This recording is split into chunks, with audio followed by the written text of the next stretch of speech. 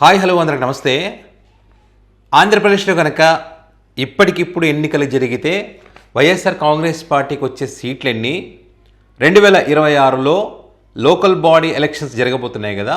So ఆ ఎన్నికల్లో YSR Congress party యొక్క పరిస్థితి ఏంటి అనే దానికి సంబంధించి క్లియర్ డేటా మీకు చెప్పే ప్రయత్నం చేస్తే ఏ వర్గాలు అసంతృప్తితో ఉన్నాయి, ఏ వర్గాలు జగన్ వైపు తిరుగుతూ ఉన్నాయి, టీడీపీ పార్టీకి ఉన్నటువంటి మైనస్లు ఏంటి అనేటువంటి విషయాలు మనం ఈ వీడియోలో డిస్కస్ చేద్దాం. టాపిక్లోకి వెళ్ళడానికి ముందు నాది ఒక రిక్వెస్ట్, వెలుగు టీవీ ఛానల్ 1 lakh సబ్స్క్రైబర్స్కి దగ్గరగా ఉంది. సో తప్పకుండా ఎవరైనా సబ్స్క్రైబ్ చేసుకోకపోతే కనుక సబ్స్క్రైబ్ చేసుకోండి, నాకు సపోర్ట్ చేయండి. సో ఏ పార్టీ అయినా సరే ఘోరమైనటువంటి ఓటమి నుంచి కోలుకోవడానికి చాలా టైం పడుతుంది. చరిత్ర కలిగినటువంటి పార్టీ అని, సీనియారిటీ కలిగిన పార్టీ అని చెప్పి, చాలా విజన్ కలిగిన వ్యక్తిని నేనని చెప్పి చంద్రబాబు నాయుడు గారు ఏదైతే చెప్పుకుంటారో అలాంటి వ్యక్తే 2019లో ఓడిపోయిన తర్వాత చాలా టైం పట్టింది కోలుకోవడానికి. 2024 ఎన్నికల్లో కూడా గెలుస్తామనేటువంటి నమ్మకం లేదు వాళ్ళకు.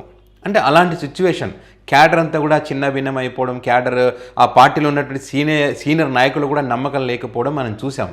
కానీ వైఎస్ఆర్ కాంగ్రెస్ పార్టీ అంటే దారుణమైన ఓటమి ఇది. 11 సీట్లు, గతంలో 151, ఇప్పుడు 11 సీట్లు, 40% ఓటింగ్ వచ్చినప్పటికీ కూడా 11 సీట్లకే పరిమితమైంది. పైగా మళ్ళీ ఏదైతే హామీలు ఇచ్చారో అవన్నీ కూడా అమలు చేశారు. అమలు చేసి ఓడిపోయినటువంటి ఏకైక వ్యక్తి ఎవరన్నా ఉన్నారంటే జగన్మోహన్ రెడ్డి. సో మరి ఆ ఓటమికి సంబంధించి చాలామంది మేధావులు కానివ్వండి, పొలిటికల్ అనలిస్టులు కానివ్వండి, వైఎస్ఆర్ కాంగ్రెస్ పార్టీ ఫ్యాన్స్ కానివ్వండి ఇప్పటికీ అన్వేషిస్తున్నారు. ఏం జరిగింది, ఎట్లా ఓడిపోయారు, కారణాలు ఏంటని ఇప్పటికీ రకరకాల ఆలోచనలు, రకరకాల చర్చలు ఇప్పుడు మనం చూస్తూనే ఉన్నాం. సో అలాంటి పరిస్థితుల్లో చాలా తక్కువ టైంలో, అంటే 15 నెలల కాలంలోనే జగన్మోహన్ రెడ్డి తన క్యాడర్ని యాక్టివ్ చేస్తూ ఇప్పుడు కనుక ఎన్నికలు జరిగితే కూటమి భయపడే విధంగా తన పార్టీని బలోపేతం చేసుకోగలిగారు. అంటే ఈ కూటమి యొక్క వైఫల్యాలను ప్రజల్లోకి తీసుకువెళ్ళడం, కూటమి చేత పనులు చేయించడం, వాళ్ళు ఇచ్చినటువంటి హామీలను పనులు చేయించడం, ఇవన్నీ మనం చూస్తూ ఉన్నాం. సో ఇక్కడ ఏ అంశాలు ఏ రకంగా ఉన్నాయని కనుక మనం చూస్తే ఇక్కడ మీ అందరికీ తెలుసు, గతంలో అంటే 2019లో 40% వచ్చిందంటే 1,13,00,000 ఓట్లు జగన్మోహన్ రెడ్డికి పడ్డాయి. కూటమికి వచ్చేసి 54%, మిగతా వాళ్ళు ఒక 6%. అంటే ఓవరాల్ మొత్తం అంతా ఒక జగన్ మినహాయిస్తే మిగతా వాళ్ళంతా కూడా కూటమిగానే ఉన్నారంటే 60% వాళ్ళ వైపు, 1,15,00,000 ఓట్లు వాళ్ళకి పడ్డాయి. ఓకే, సో ఇప్పుడు ఆ 40% ఎంతవరకు పెరిగిందనేది చూస్తే ఈ 40% నుంచి 45% పెరిగింది ఇప్పుడు.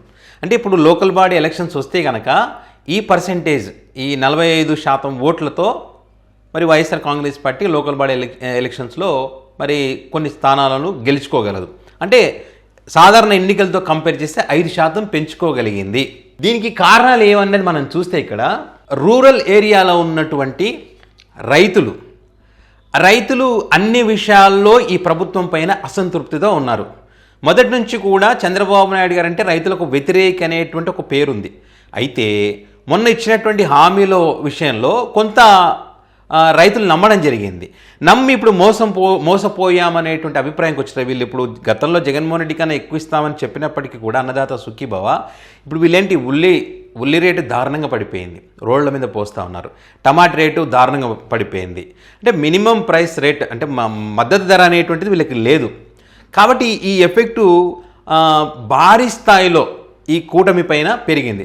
సో వీళ్ళంతా కూడా ఈ ఊర్లో ఉండే రైతులంతా కూడా వైసీపీ వైపు టిల్ట్ అవుతున్నారు. అంటే ఆ ఒక్క కారణాలా అంటే కాదు, ఇక్కడ వాళ్ళ తరపున వైసీపీ ప్రొటెస్ట్ చేయడం, వాళ్ళ సమస్యలకు సంబంధించి వైసీపీ రోడ్డు ఎక్కడం, ప్రభుత్వాన్ని ప్రశ్నించడం, అండ్ అదేవిధంగా యూరియా షార్టేజ్ అనేటువంటిది పెద్ద మైనస్ కూటమికి. మొదట్లో వీళ్ళు ఒప్పుకోలేదు, కానీ తర్వాత ఒప్పుకోవాల్సిన పరిస్థితి చంద్రబాబు నాయుడు గారిది. అంటే ఎంత డ్యామేజ్ ఏంటిదో చూడండి. వన్స్ ఒక్కసారి రైతుల్లో కనుక అసంతృప్తి పెరిగిందంటే దాన్ని మళ్ళీ తిరిగి సంతృప్తి పరచలేం, అది వాళ్ళ మైండ్లో ఉండిపోతుంది. సో ఆ రకమైనటువంటి పరిస్థితి రైతులో ఉంది. కాబట్టి వాళ్ళంతా వైసీపీ బెటర్ అనేటువంటి ఆలోచనకు వచ్చారు. సో ఆ ఓటింగ్ వైసీపీ వైపు తిరుగుతూ ఉంది. ఒకవేళ ఇది ఇట్లాగే కంటిన్యూ అవుతే కనుక ఇంకో ఎక్కువ స్థాయిలో, అంటే 2029 ఎన్నికల నాటికి దీన్ని సరిచేయడం అనేటువంటి కష్టమైన పని. వీళ్ళకి తోడు ఇంకా రూరల్ కానీ అర్బన్లో ఉండేటువంటి కొంత రైతులు ఉంటారు, కొంతమంది అర్బన్ ఏరియాలో కూడా, వాళ్ళు కూడా కనుక ఇదే ఆలోచిస్తే ఖచ్చితంగా ఈ కూటమి యొక్క మెజారిటీ రిస్క్లో పడుతుంది అనడంలో ఎలాంటి డౌటే లేదు. అండ్ మరొకటి, మెడికల్ కాలేజీల వ్యవహారానికి సంబంధించి ఈ మెడికల్ కాలేజీల వ్యవహారాన్ని ఏ రకంగా చూస్తూ ఉన్నారంటే, జగన్మోహన్ రెడ్డి అమ్మఒడి పథకాన్ని తీసుకొచ్చినప్పుడు మహిళలందరూ కూడా దాన్ని ఒక సెంటిమెంట్ లాగా భావించారు. ఎందుకంటే అమ్మ పేరుతో ఒక పథకాన్ని తీసుకొచ్చారు కాబట్టి ప్రతి ఒక్కరు కూడా ఓన్ చేసుకున్నారు దాన్ని. సో అదే రకంగా మెడికల్ కాలేజీలను కూడా ఓన్ చేసుకున్నారు. దీనికి కారణం ఏంటయ్యా అంటే వైఎస్ఆర్ కాంగ్రెస్ పార్టీ విస్తృతంగా ప్రజల్లోకి తీసుకువెళ్ళింది. దీని యొక్క బెనిఫిట్స్ ఏ రకంగా ఉంటాయి, పేద మధ్యతరగతి వాళ్ళకు చదువుకోవడానికి ఏ రకంగా ఉపయోగపడుతుంది, అండ్ ఆరోగ్యానికి సంబంధించి ఈ సూపర్ స్పెషాలిటీ ఆసుపత్రులు కనుక ప్రతి జిల్లాలో అవుతే పేదల యొక్క ఆరోగ్యాన్ని కాపాడడానికి ఏ రకంగా ఉపయోగపడుతుంది అనేటువంటి విషయాలు ప్రజల్లోకి బలంగా తీసుకువెళ్ళినటువంటి క్రమంలో ఇక్కడ జనరల్గా వైసీపీ ఫ్యాన్స్ దీనికి సంబంధించి పోరాటాలు చేస్తారు, మద్దతు ఇస్తారు. కానీ న్యూట్రల్ పీపుల్ కూడా జగన్ చెప్పింది కరెక్టే కదా అని చెప్పి రూరల్లో ఉండేటువంటి పబ్లిక్ కూడా మరి జగన్ మాటలతో ఏకీభవిస్తూ, అర్బన్లో ఉండేటువంటి మిడిల్ క్లాస్ పీపుల్ కూడా జగన్మోహన్ రెడ్డితో ఏకీభవిస్తూ ఉన్నారు. చాలా డ్యామేజ్ జరిగింది దీనివల్ల.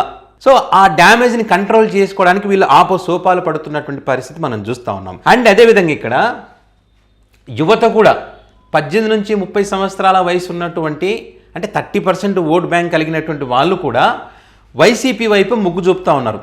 దానికి కారణం ఏంటో తెలుసా?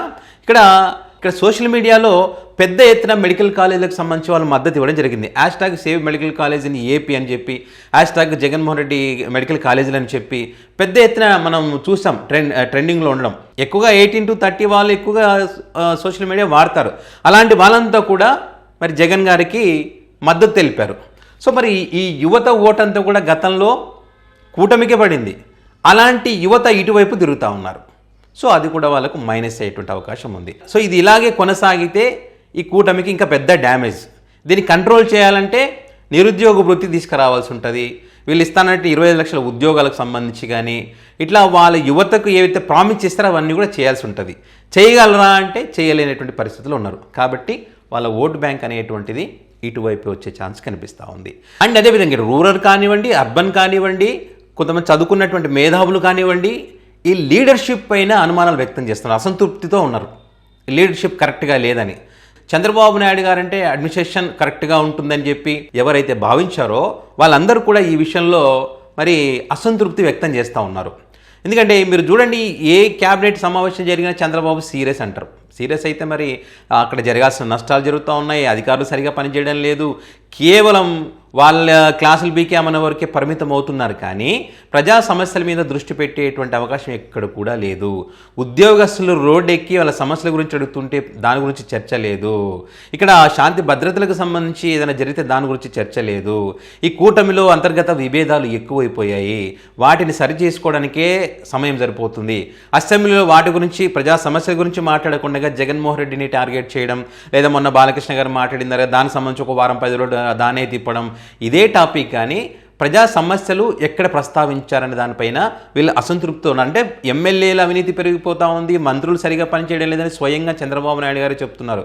అంటే లీడర్షిప్ అనేటువంటిది ఫెయిల్ అయ్యింది. సో ఈ అంశాలపైన న్యూట్రల్ పీపుల్, మేధావులు వీళ్ళందరూ కూడా అర్బన్లో ఉండేటువంటి వాళ్ళు, అర్బన్ మిడిల్ క్లాసు, వీళ్ళ యువత వీళ్ళందరూ కూడా మరి అసంతృప్తి వ్యక్తం చేస్తూ ఉన్నారు. సో ఇది ఇలాగే కంటిన్యూ అవుతే కనుక ఖచ్చితంగా మరి అర్బన్లో మాకు బలం ఉంటుంది అని చెప్పుకున్నటువంటి వీళ్ళకి అర్బన్లో కూడా దెబ్బ పడేటువంటి అవకాశం ఉంది. అన్ని ప్రాంతాలు, రూరల్ అనుకోండి, అర్బన్ అనుకోండి, అన్ని వర్గాల ప్రజలు అనుకోండి, మెడికల్ కాలేజ్ ఎపిసోడ్లో జగన్మోహన్ రెడ్డి ఏదైతే కోటి సిగ్నేచర్ డ్రైవ్ అనేటువంటి ఒక కార్యక్రమాన్ని చేపట్టారో దీనికి భారీగా మద్దతు లభిస్తుంది. జగన్ గారి నిర్ణయంతో అందరూ కూడా ఏకీభవిస్తూ ఉన్నారు. సో ఈ కోటి సిగ్నేచర్ డ్రైవ్ కనుక కంప్లీట్ అయిన తర్వాత అస్సలైనటువంటి రిజల్ట్ ఏంటి, ఏ వర్గాలు ఎటువైపు ఉన్నాయి అనేటువంటిది మనకు క్లియర్ పిక్చర్తో వచ్చేటువంటి అవకాశం ఉంది. ఇప్పటికి ఉన్నటువంటి ట్రెండ్స్ చూస్తే మాత్రం ఖచ్చితంగా ఇది సక్సెస్, అనుకున్న దానికన్నా ఎక్కువ సక్సెస్ అవుతుంది అనేటువంటి చర్చ ఎక్కువగా మనకు వినిపిస్తూ ఉంది. టీడీపీ, జనసేన, బీజేపీ ఈ పార్టీలకు సంబంధించినటువంటి అంతర్గత వ్యవహారాలు కానివ్వండి, రైతుల ఇష్యూ కానివ్వండి, యూరియా షార్టేజ్ కానివ్వండి, మెడికల్ కాలేజీ ఇష్యూ కానివ్వండి, వీటన్నిటికీ తోడు జగన్ గారి పర్సనల్ అప్పీల్, అంటే జగన్ గారే డైరెక్ట్గా ప్రజల్లోకి వెళ్ళడం అనేటువంటిది ఈ వైసీపీ పార్టీకి బాగా కలిసి వస్తున్నటువంటి అంశం. అండ్ అదేవిధంగా నేషనల్ మీడియా, సోషల్ మీడియా అందులో కూడా పాజిటివ్గా ఉంది వైసీపీ పార్టీకి. వీళ్ళు చేసినటువంటి కార్యక్రమాలకు సంబంధించి అక్కడ పాజిటివ్ ఒపీనియన్స్ కనిపిస్తూ ఉన్నాయి వీళ్ళకి. కల్తీ లిక్కర్ వ్యవహారంలో మద్యం ప్రియుల యొక్క ఆలోచన పూర్తిగా మారిపోయింది. గతంలో జగన్మోహన్ రెడ్డి ఆ వేలలు తగ్గించినా, బ్రాండ్లు తగ్గించినా, కనీసం మంచి మద్యం తాగాం, ఎవరు కూడా చనిపోలేదు, కానీ ఇప్పుడు ఈ కల్తీ లిక్కర్ మా ప్రాణాలు తీస్తుంది కదా అనేటువంటి ఒపీనియన్కి వచ్చారు. అందులో పూర్తిగా వచ్చారని చెప్పి నేనేం అనట్లేదు, అని కొంతవరకు మార్పు అనేది మొదలవుతుంది వాళ్ళలో. ఇప్పటికే డ్యామేజ్ అయింది, భవిష్యత్తులో ఇంకా ఎంతవరకు డ్యామేజ్ అవుతుంది అనేది చూడాల్సింది. సో ఇట్లా అన్ని రకాల అంశాలు టీడీపీ పార్టీకి నెగిటివ్ వైబ్స్ అయితే క్రియేట్ చేశాయి. జగన్మోహన్ రెడ్డి గారు తను అనుకున్న విషయాన్ని స్ట్రైట్గా ప్రజలకు చెప్పే ప్రయత్నం చేశారు. ప్రజలు కూడా జగన్ గారి వైపే నిలబడ్డటువంటి పరిస్థితి ఉంది. సో ఈ రకంగా అన్ని రకాలుగా చూసుకున్నప్పుడు ఇది ఇలాగే కొనసాగితే, ఇదే రకంగా ఉంటే కనుక ఖచ్చితంగా 2029 ఎన్నికల్లో ఈ 45% ఇప్పటివరకు ఉంది, 48% దాకా వచ్చేటువంటి అవకాశం ఉంది. ఇది మేధావులు ఇప్పుడు కేకే సర్వే లాంటి వాళ్ళు కానీ, ప్రవీణ్ పుల్లట వాళ్ళ సర్వేలు కూడా, వాళ్ళ దాంట్లో కూడా ఖచ్చితంగా జగన్మోహన్ రెడ్డి 2029 నాటికి బలపడతాడు, పుంజుకుంటాడు. ఖచ్చితంగా ప్రభుత్వం పైన ఆటోమేటిక్గా కొంత వ్యతిరేకత ఉంటుంది. జగన్ గారికి ఉన్నటువంటి 40% ఓటింగ్ తక్కువ అంచనా వేయడానికి వీల్లేదు. దాన్ని క్రమక్రమంగా జగన్మోహన్ రెడ్డి ప్రతి నెల కొంత పెంచుకుంటూ పోతా ఉన్నాడు. సో జగన్మోహన్ రెడ్డిని మేమంతా కలిసి కూటమిగా ఉంటాం, ఓడిస్తామనుకునే భ్రమలో ఉంటాం మాత్రం చాలా కష్టం. చాలా జాగ్రత్తగా డీల్ చేసి, చాలా జాగ్రత్తగా ప్రజల మన్ననలు పొందితే తప్ప మీరు ఎంతమంది కలిసినా జగన్ని ఎదుర్కోవడం అనేటువంటి చాలా కష్టమైన విషయం అని చెప్పి మరి ఆ ఎక్స్పర్ట్లు కూడా వాళ్ళ ఒపీనియన్ ఇస్తున్నటువంటి పరిస్థితులు మనం చూస్తూ ఉన్నాం. సో ఈ క్రమంలో 2029 నాటికి 48% ఓటింగ్తో సింగిల్గా పోటీ చేసి వైసీపీ గెలిచేటువంటి అవకాశం ఉంది. ఏదైతే వాళ్ళకు ఉన్నటువంటి ఇప్పుడు 54% ఏదైతే కూటమికి ఓటింగ్ వచ్చిందో అందులో వైసీపీకి ఏమో 40 వచ్చింది. సో ఈ 54లో 8 తీసేసుకున్నప్పుడు 46%. అంటే వైసీపీకి 2029లో ఇదే కంటిన్యూ అయినప్పుడు 48% వస్తుంది, వీళ్ళకి 46, అంటే 2% తేడా అనేది కనిపిస్తుంది. కొంతమంది అనుకోవచ్చు ఆ 40% ఓటింగ్ తగ్గదా అని అనుకోవచ్చు, కానీ 40% ఓటింగ్ అనేది అది జగన్మోహన్ రెడ్డి గారి కోర్ ఓట్ బ్యాంక్ అనేటువంటిది మేధావులు ఎక్స్పర్ట్స్ చెప్తున్నారు. ఆ ఓట్ బ్యాంక్ని కదిలించలేరు. అంత వేవ్లో కూడా 40% ఓటింగ్ వచ్చింది జగన్మోహన్ రెడ్డికి అంటే వాళ్ళు ఖచ్చితంగా జగన్మోహన్ రెడ్డికి తప్ప వేరే వాళ్ళకు ఓటు వెయ్యరు అనేది వాళ్ళు ఫిక్స్ అక్కడ. అంటే పేద మధ్యతరగతి కొన్ని సామాజిక వర్గాలు జగన్మోహన్ రెడ్డి మంచి చేశాడా చెడు చేశారా, మా ఇంటికి లబ్ధి చేకూరుందా లేదా అనేటువంటి ఆలోచన చేయకుండా ఓట్లు వేశారు. వైసీపీకి ఆ 40% అది కంటిన్యూ అవుతుంది. ఎంతసేపు వీళ్ళకున్నటువంటి 54లోనే తగ్గుతూ వస్తుంది. మొత్తానికి జగన్మోహన్ రెడ్డి గారు 15 నెలల కాలంలో వైఎస్ఆర్ కాంగ్రెస్ పార్టీ బలం పెంచేటువంటి ప్రయత్నం చేశారు. ఇప్పటికీ కూడా అనేక కార్యాచరణను రూపొందిస్తూ పార్టీని ఇంకా బలంగా ప్రజల్లోకి తీసుకువెళ్లే ప్రయత్నం చేస్తారు. ఇది కంటిన్యూ అవుతే కనుక 2029లో అందరు ఎక్స్పర్ట్స్ కానీ ఈ సమీకరణాలన్నీ చూస్తే మరి ఆ జగన్ గారి గెలుపును ఎవరు ఆపలేరు అనేటువంటిదే ఎక్కువగా వినిపిస్తున్నటువంటి అభిప్రాయాలు. సో ఇట్లా అనేక రకాల అంశాలు ఉన్నాయి ఇంకా చెప్పాలంటే. సో వీడియో లెంత్ అవుతుంది కాబట్టి మరి కొన్ని కీలక పాయింట్స్ మీకు వీడియోలో చెప్పే ప్రయత్నం చేశాను. మరి ఈ అంశానికి సంబంధించి మీ అభిప్రాయాన్ని కామెంట్ రూపంలో పెట్టండి. ఏంటి పరిస్థితి, నిజంగా పుంజుకుందా పుంజుకోలేదా, మరి లోకల్ బాడీ ఎలక్షన్స్లో వైసీపీ పార్టీ పరిస్థితి ఏంది, జనరల్ ఎలక్షన్స్ ఇప్పటికిప్పుడు జరిగితే పరిస్థితి ఏంటి, అంటే ఇప్పుడు జనరల్ ఎలక్షన్ జరిగితే ఇప్పటికిప్పుడు జరిగితే 60 నుంచి 70 సీట్లు వచ్చే అవకాశం ఉందంట. ఇప్పుడు ఉన్నటువంటి పరిస్థితిలో 60 నుంచి 70. 2029లో అది అంటే 48% పెరిగింది అనుకోండి. ఇంకేముంది, ఒక 20 నుంచి 30 సీట్లు పెరిగితే ఆల్రెడీ రాయలసీమ మొన్న ఫలితాలు ఎట్లొచ్చినాయో మనం చూసాం. రాయలసీమ, ప్రకాశము, నెల్లూరు ఈ ప్రాంతాల్లో వైఎస్ఆర్ కాంగ్రెస్ పార్టీ 2019లో ఏ రకంగా అలాంటి పరిస్థితులు ఉన్నాయని చెప్పి, అంటే చాలా మనం వాళ్ళ టీడీపీకి అనుకూల మీడియాలోనే టీడీపీ పార్టీకి చెందినటువంటి వాళ్ళే చెప్తున్నారు కదా పరిస్థితి మారిపోయింది అని చెప్పి. ఇట్లాంటి అంశాలు చాలా ఉన్నాయి. ఇంకా వేరే వీడియోలో మీకు చెప్పే ప్రయత్నం చేస్తాను. సో ఎవరైనా వెలుగు టీవీ ఛానల్ సబ్స్క్రైబ్ చేసుకోకుంటే కనుక తప్పకుండా సబ్స్క్రైబ్ చేసుకోండి, నాకు సపోర్ట్ చేయండి. Thank you.